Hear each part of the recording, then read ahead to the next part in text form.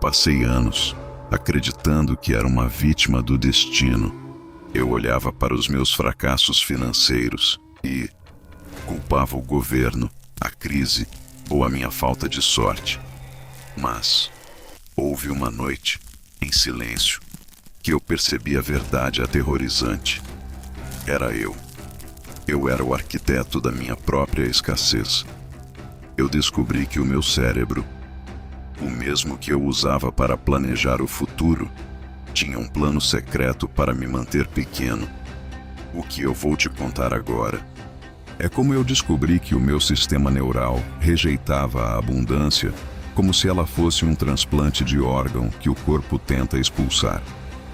Esta não é a história de alguém que eu conheci. Esta é a minha autópsia em vida.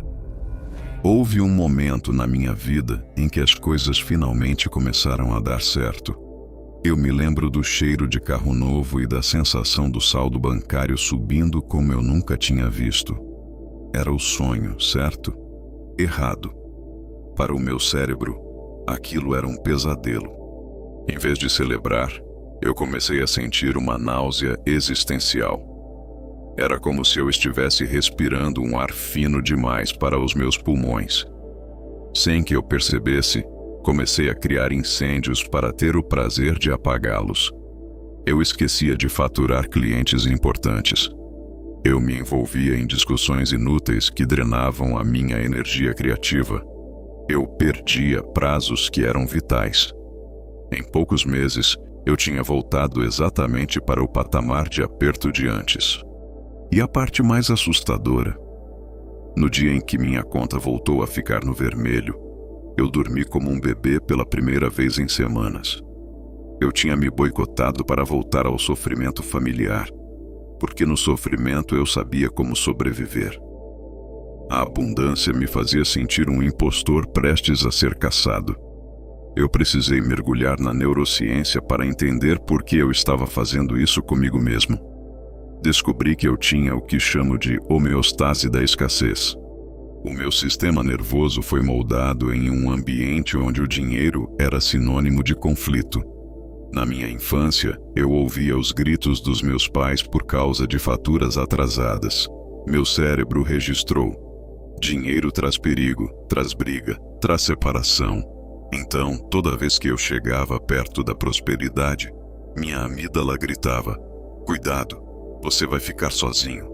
Você vai perder quem você ama. Eu percebi que a minha autossabotagem não era burrice, era uma estratégia de defesa biológica. Eu estava programado para ser pobre porque, na minha cabeça subconsciente, ser pobre era a única forma de ser amado e aceito pela minha tribo. Eu estava sacrificando minha conta bancária para salvar minha alma social. A inteligência emocional, para mim, não foi ler frases motivacionais.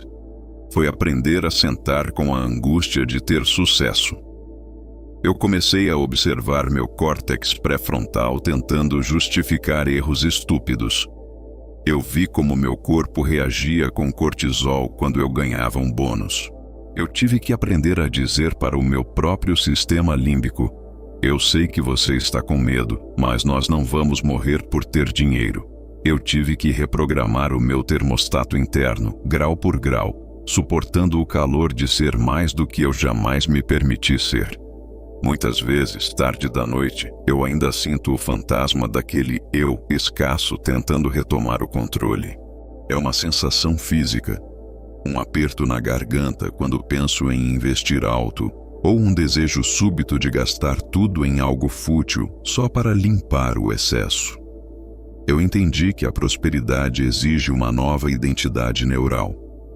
Eu tive que matar o homem que se orgulhava de sobreviver às dificuldades, para dar lugar ao homem que aprendeu a desfrutar das facilidades.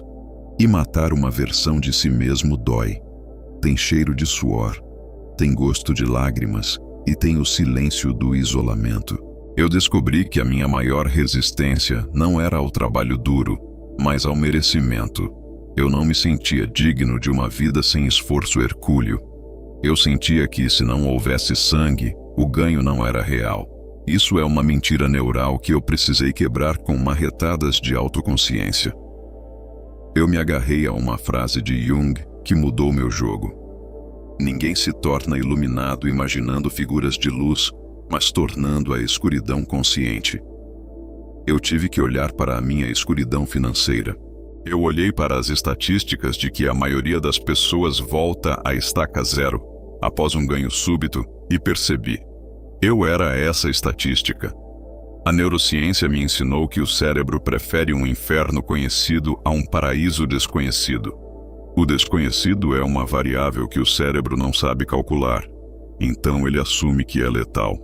Eu entendi que o segredo não era a planilha de Excel, era a minha regulação vagal.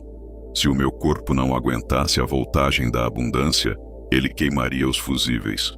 E foi isso que eu fiz durante metade da minha vida. Queimei meus próprios fusíveis para não ter que brilhar. Hoje eu olho para o meu passado com uma compaixão feroz. Eu entendo que aquele eu que se sabotava estava apenas tentando me manter seguro dentro da caverna da escassez. Mas eu decidi sair da caverna. E o ar aqui fora é diferente. É mais frio, mais vasto, mas infinitamente mais rico. A revelação final que eu trouxe da minha própria dor é esta: você nunca terá mais dinheiro do que o seu sistema nervoso se sente seguro para carregar. A sua conta bancária é apenas um reflexo da sua tolerância biológica ao bem-estar. Eu parei de lutar contra o mercado e comecei a lutar contra os meus próprios limites neurais. E essa foi a única batalha que realmente mudou minha vida. Eu não sei se você consegue enxergar a si mesmo na minha história, mas eu sei que se você chegou até aqui, algo dentro de você reconheceu esse padrão. Eu te contei o que ninguém tem coragem de admitir, que nós somos os nossos próprios carcereiros. Você já sentiu esse teto de vidro na sua vida? Já sentiu que destruiu algo bom porque não sabia como lidar com o peso da felicidade? Se o meu relato tocou em uma ferida sua, é porque essa ferida finalmente está pronta para cicatrizar. Comenta aqui embaixo. Eu não preciso mais me esconder na escassez. Se inscreva para acompanhar como eu continuo hackeando minha própria mente, mas só se você estiver disposto a encarar a sua própria verdade, por mais feia que ela seja. Mas como dar o primeiro passo prático? Como sair da teoria e reprogramar seu cérebro de verdade? Muitos me perguntam por onde começar, e a resposta está na ciência aplicada. Existe um guia chamado O Código da Riqueza, que funciona como um manual de instruções para a sua mente.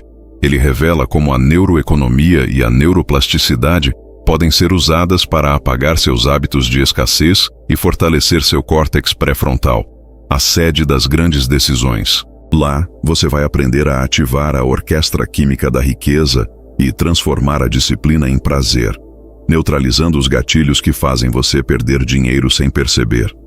Não é sorte, é configuração neural.